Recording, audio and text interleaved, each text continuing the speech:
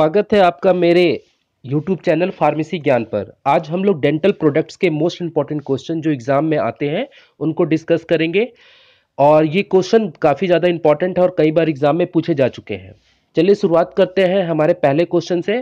Right a note on dental product और discuss various type of inorganic compound use in dentistry and in dental product, यानी कि आपको ये बताना है कि डेंटल प्रोडक्ट क्या होते हैं और वो कौन कौन से इनऑर्गेनिक कंपाउंड है जो कि डेंटल प्रोडक्ट के तौर पर काम में आते हैं।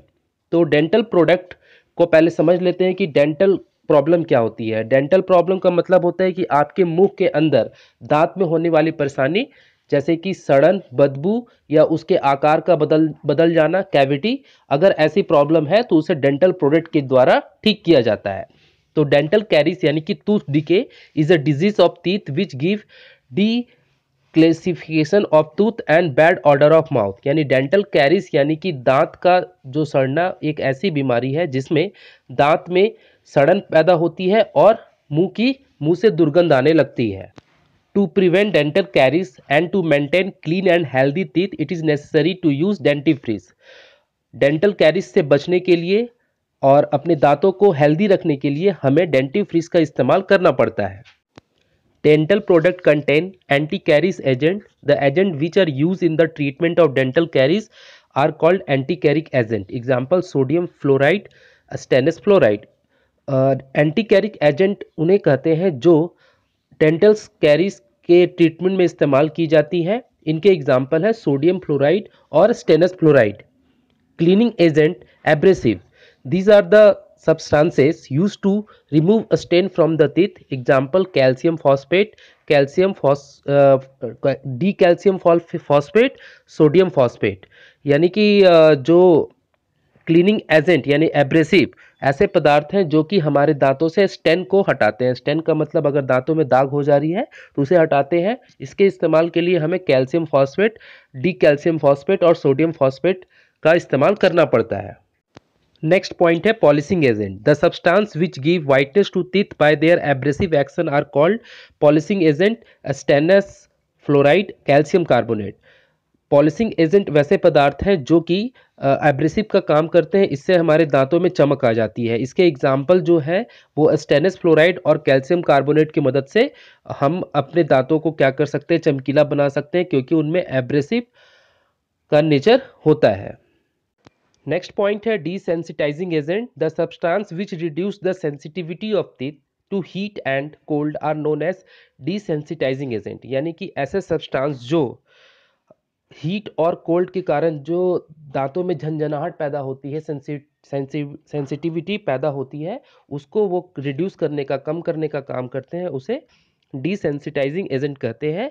इसके एग्जाम्पल है जिंक क्लोराइड और स्ट्रोंटियम क्लोराइड। उसके बाद बात आती है स्वीटनिंग एजेंट की। तो स्वीटनिंग एजेंट का काम है कि हमारे जो टूथपेस्ट है उसे मीठा टेस्ट प्रोवाइड करवाना, ताकि जब उसे बच्चे ले या कोई भी ले तो उसे अनईजी महसूस ना हो। नेक्स्ट पॉइंट है कलरिंग एजेंट। कलरिंग एजेंट का काम है कि टूथपेस्ट में अलग अलग तरह का कलर प्रोवाइड कराना जिससे वो देखने में अट्रैक्टिव लगे।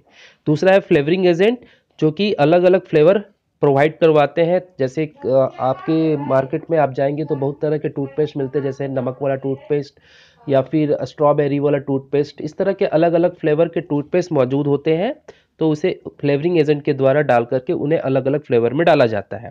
नेक्स्ट है हिमेक्टेंट। हिमेक्टेंट क्या होते हैं कि ये टूथपेस्ट को सूखने से बचाते हैं। जैसे हमारा टूथपेस्ट जब ट्यूब में रहता है तो उसके अंदर भी उसके सूखने के चांसेस रहते हैं, और जब वो बाहर आता है तो भी सूखने के चांसेस रहते हैं। ऐसा तो है कि बहुत देर छोड़ देंगे तो सूख ही जाता है, लेकिन तुरंत ना सूखे इसलिए उनमें हम ह्यूमिक्टेंट डाला जाता है ताकि वो टूथपेस्ट जल्दी ना सूख जाए। हमारा नेक्स्ट क्वेश्चन है discuss the role of fluoride as anti caries. What is the dental fluorosis. यानी कि फ्लोराइड का क्या रोल है एंटी कैरिस को कम करने के लिए, और फ्लोरोसिस क्या होता है। ये क्वेश्चन भी कई बार एग्जाम में पूछा जा चुका है, इसे आप जरूर एक बार देख लें। तो आंसर पर आते हैं। The substance which can prevent the formation of cavity in teeth are called anti caries agent. यानी ऐसे सब्सटेंस जो हमारे दांतों में गड्ढे बनने से रोकते हैं, कैरिस बनने से रोकते हैं, उनको हम लोग एंटी कैरिस सब्सटेंस कहते हैं। Anti caries agent are fluoride, phosphate and ammoniated compound. तो एंटी कैरिस अमोनिएटेड कंपाउंड जो होते हैं या फॉस्फेट होते हैं या फ्लोराइड होते हैं, ये सारे एंटी कैरिस एजेंट होते हैं जो हमारे दांतों में कैविटी बनने से यानी कि सड़ने से बचाते हैं। अब बात करते हैं कि रोल ऑफ फ्लोराइड, फ्लोराइड का काम क्या है।